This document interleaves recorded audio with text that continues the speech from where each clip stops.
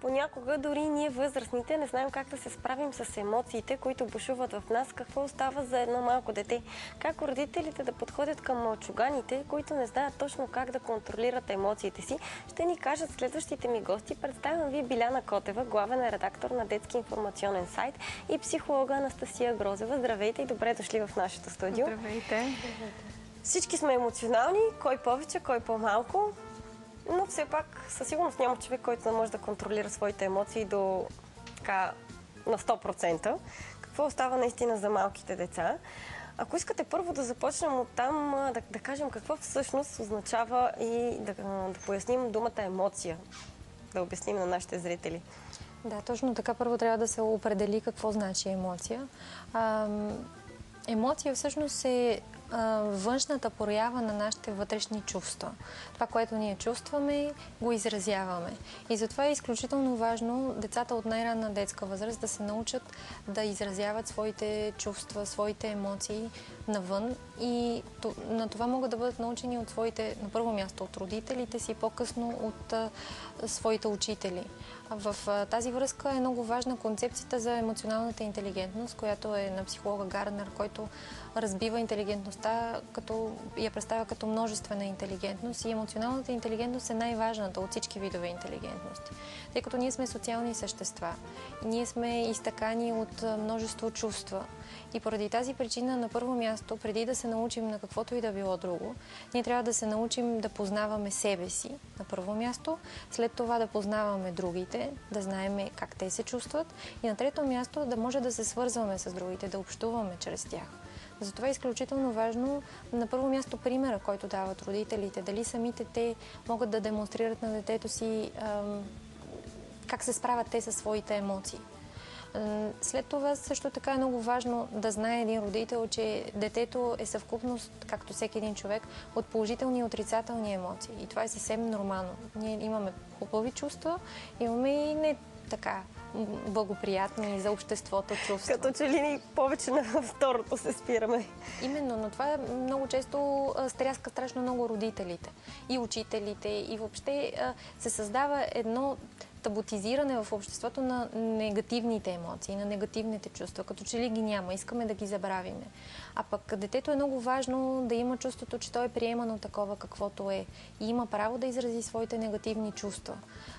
И за това трябва да се говори с него, да му се обяснява, да му се казва: да, ти може да бъдеш ядосан, разбирам те, ти си разгневен, ти си тъжен, но е много важно как изразяваме тези емоции, защото те трябва да излезнат навън, трябва да бъдат показани и е хубаво да бъдат показани, важно е, но е много важно по какъв начин. И тогава идват забраните. Забранено е да се удрят децата, забранено е да се самонараняваме. И там е ролята на родителя, който да даде право на детето да изрази своите емоции вербално, да говори за тях и да ги изрази без да нарушава същността на другите. Започна разговора така, че е хубаво човек да показва и да изказва своите емоции. Но все пак не винаги е добре да ги показваме. В някой момент трябва да ги сдържаме, независимо на какво място сме, с какви хора сме. И много често се случва, когато сме имали, да кажем, тежък и изморителен ден, сме си издържали емоциите, накрая да се приберем вкъщи и тогава да си излеем всичките негативни емоции, като детето става свидетел на всичко това. То по този начин попива ли повече и вижда ли, че след като родителя изказва тези негативни емоции, то започва по този начин да процедира? Съвсем възможно е. Затова е много важно родителите да говорят. Словото е много важно, как родителите обясняват това състояние. Абсолютно нормално е един родител да изпусне нервите си, да бъде по-негативно емоционален и е по-естествено да изрази това нещо, отколкото да го държи стаено в себе си. Но е важно да обяснява, да обясни на детето си: мама сега е изморена, мама е ядосана, или тати съответно. Да, но това, ако се повтаря ежедневно, то детето си придобива така една представа за родителите, че те постоянно са ядосани, изморени. И Биляната се включи към нашия разговор в вашия сайт. Така, родителите задават ли, например, въпроси: детето ми е много емоционално, много негативно изразено? И преди съм го казвала, обикновено въпросите, които получаваме, са свързани с психоемоционалното състояние на децата.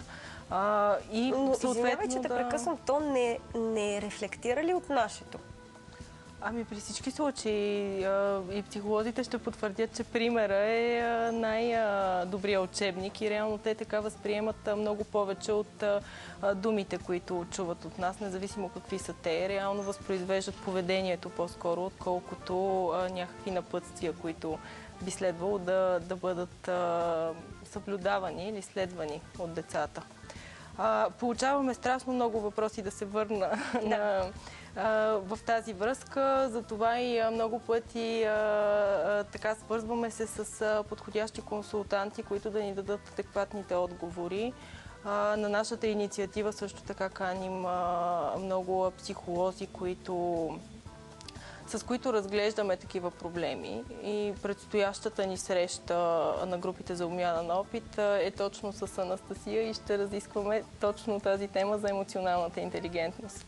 Предполагам, че ще отговорим на доста въпроси. Какво ще представлява това, което ви предстои? Ами, по същество инициативата представлява безплатни семинари за родители.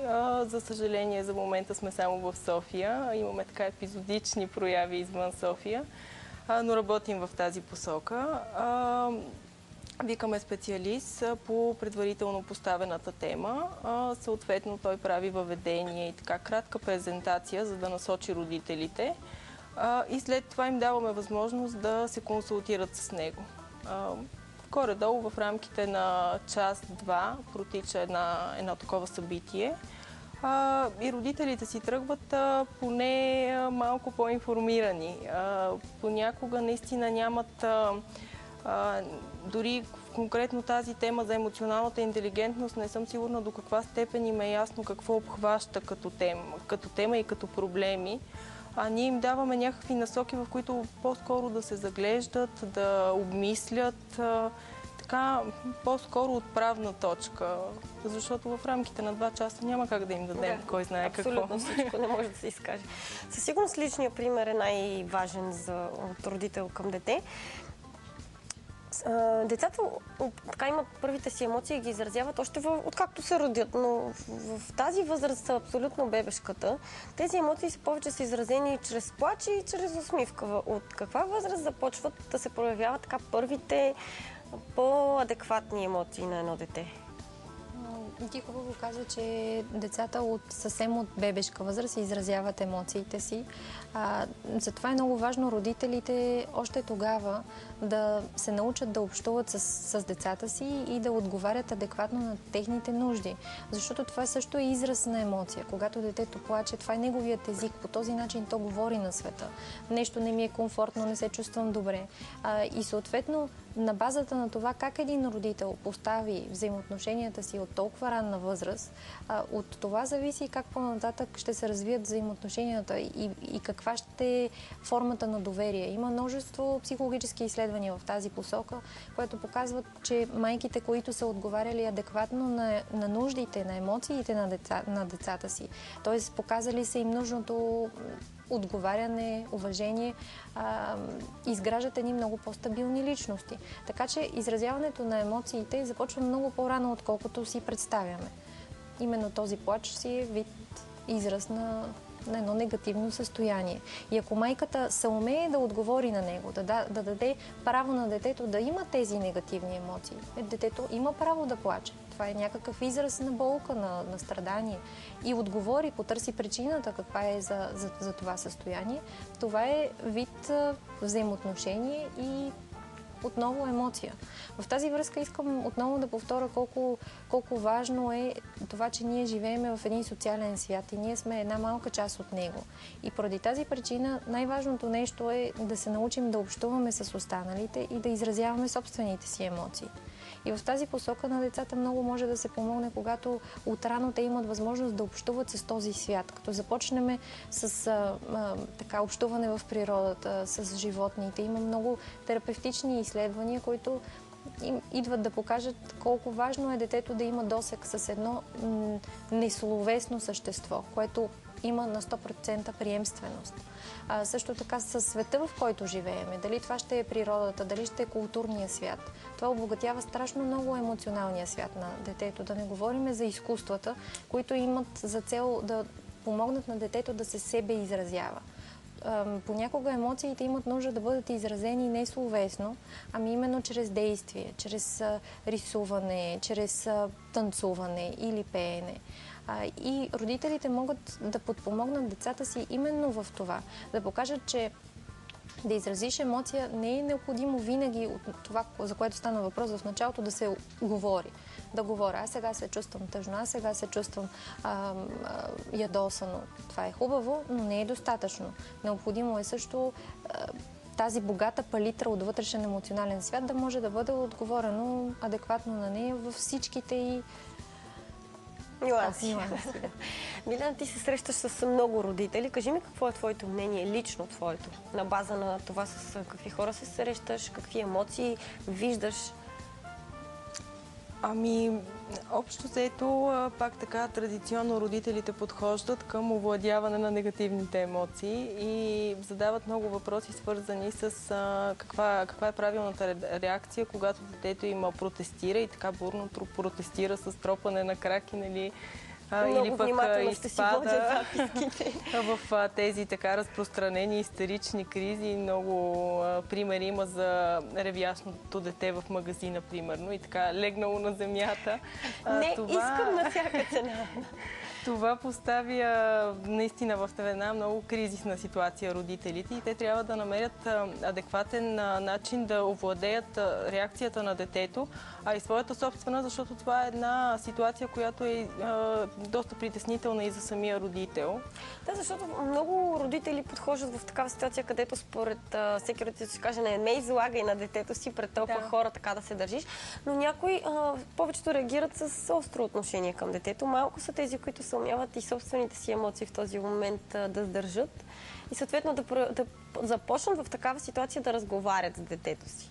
Ами, моето лично мнение е, че в една такава ситуация мнението на хората отстрани не е толкова важно и може би трябва да се замисляме за самото дете, защото то е най-важното и най-важното за нас самите.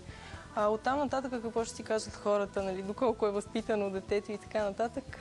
Когато то е мъничко, на всички хора им е ясно, че майката е поставена в много така безизходна ситуация и по-скоро може да срещне съчувствени погледи от страна на околните, отколкото укоряващи. Така че по-скоро да се пренебрегне притеснението и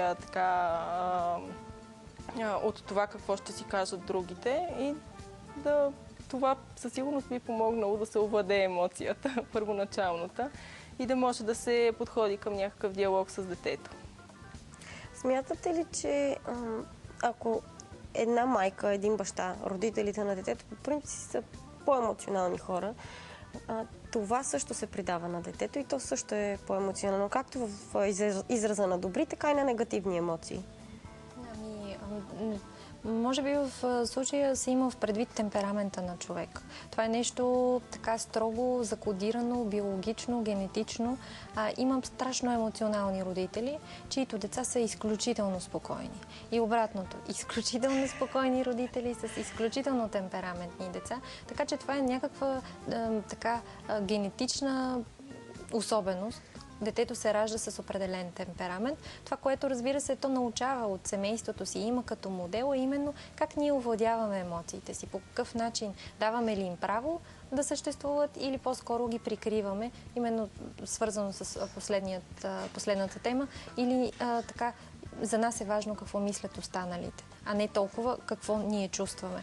Разбира се, че има случаи, в които се налага забрана на изразяване по определен начин. В тази връзка се сещам веднага за традиционните общества и за бушмените, при които изразяването на агресия е забранено.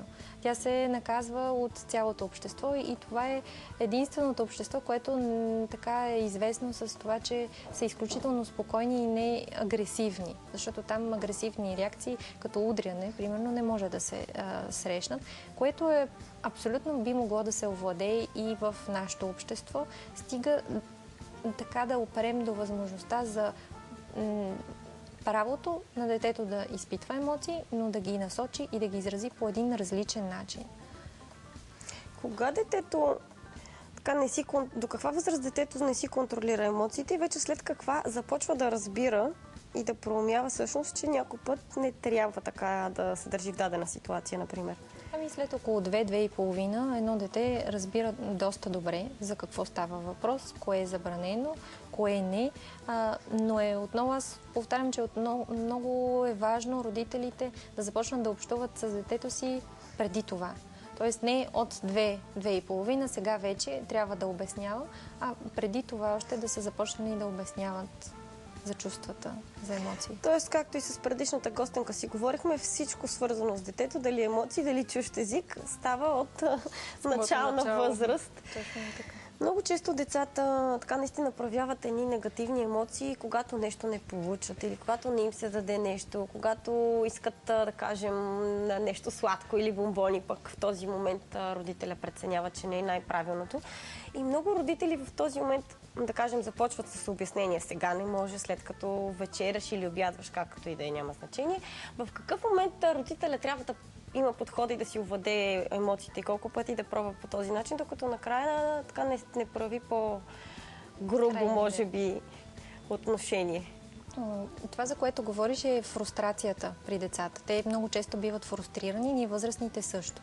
С тази разлика, че ние като възрастни сме се научили как да овладяваме емоциите си и желанията си, когато може да си позволиме да така задоволиме желанията си и кога не. При едно малко дете това е невъзможно. То не може да овладее желанията си, а то го иска сега на момента. За него така понятието след малко...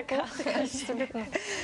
За някои, да, за родителите абсолютно е валидно и едно дете не може да си представи какво означава сега не може, после ще ти дам.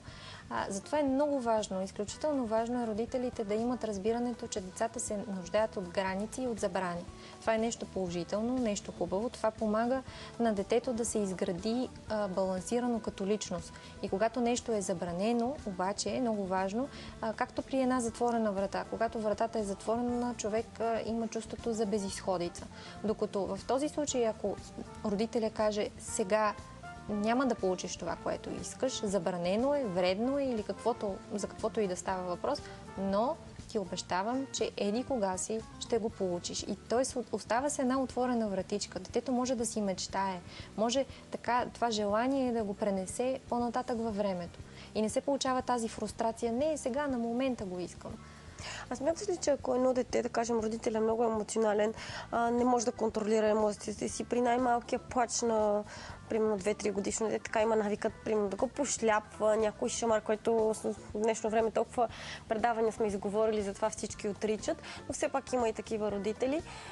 Детето по този начин си изгражда така свой собствен начин на възприятие и тази агресия и тази емоция ни я придава в отношенията си с свои другарчета. Абсолютно. Това е така. На 100% агресията се пренася от семейството към връстничетата. И по този начин детето се научава да общува по този начин, чрез...